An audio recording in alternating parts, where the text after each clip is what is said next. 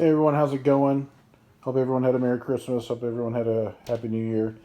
What I have here is the Axis and Allies 1940, both Pacific and Europe boards set up. This is 1940 Global, or Global 1940, or Global 40, or however the people on YouTube are playing or are calling it these days. But my friends and I, we decided I've got four other friends that also have this, and they've got it set up in their houses, and we're kind of playing a slow, long form version, kind of taking our time each person. Whenever they get around to it, they submit a text message to turn around. But I figured I'd kind of bring you guys along with it, let you know how things are going. We have finished up through the China turn. We're waiting for the British player to do the British turn. We are in turn one. So, just kind of quick explanation. Germany always goes first, and Germany did their typical attack into France, knocked out most of France. They took a number of casualties. I think they lost all of their infantry that made the attack and some and a mechanized infantry. That's that half-track looking dude right there. France and also the Normandy section, they pretty much did the walk in the Normandy. And then they did a couple of naval battles with their submarines. Went up there and down there. And then Russia didn't do any attacking, they just did a lot of repositioning. They had a bunch of troops kind of up in here, and they kind of repositioned it back a little bit.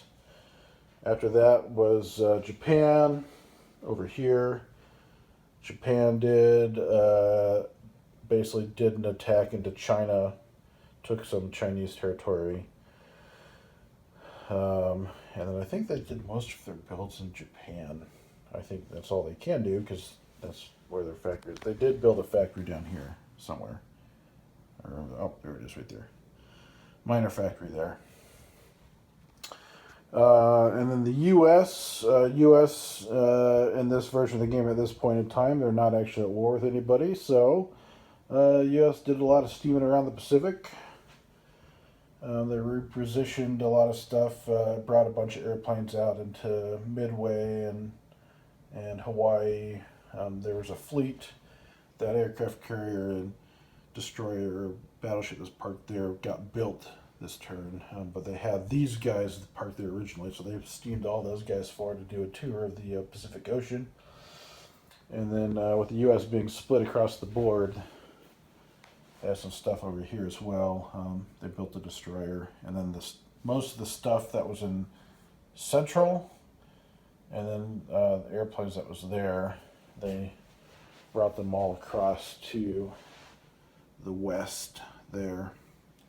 So, and then China didn't do any attacks on their own. They did some maneuvering, and because of a special rule that China has, they were able to build some artillery there.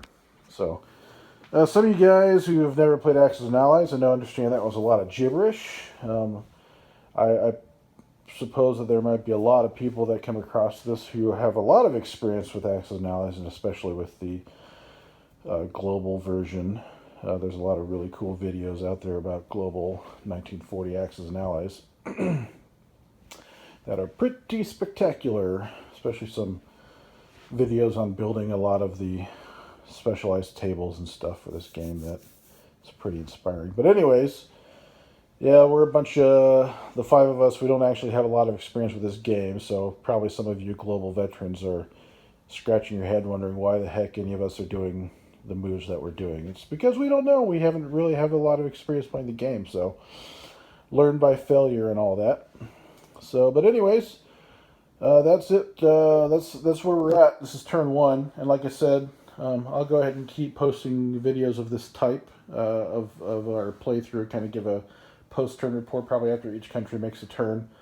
I'll do a video, and like I said, we're waiting on England to do their turn.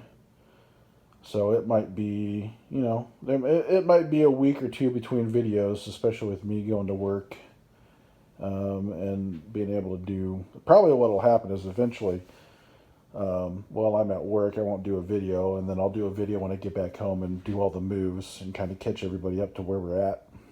So, but anyways, here we go. Just gonna do another quick large overview of the board.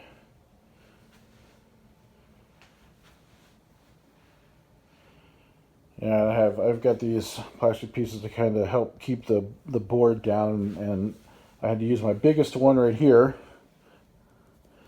I got this big one specifically for to use with the U.S. Civil War game to cover that, because that board's pretty big. And then I had this smaller one right here to basically use other board games on. And this board is huge. It requires all of them. So, anyways, Axis and Allies Global 1940.